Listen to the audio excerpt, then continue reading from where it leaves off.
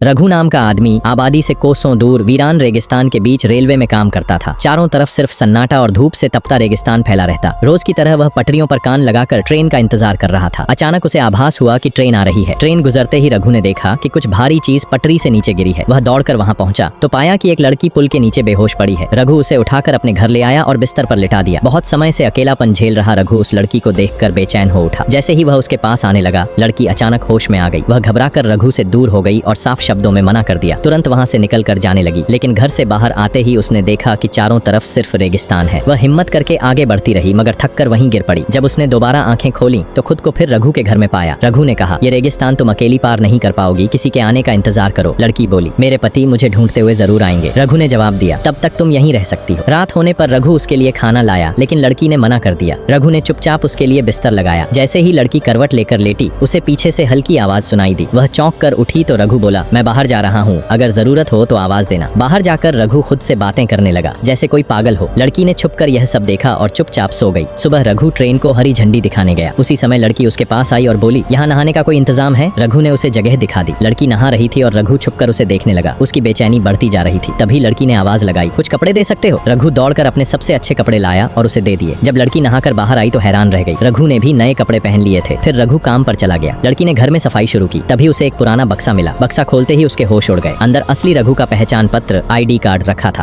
अब लड़की को सब समझ आ गया। जिस आदमी के साथ वह रह रही थी, वह असली रघु नहीं था, बल्कि किसी और की पहचान छुपाकर रघु बनकर जी रहा था।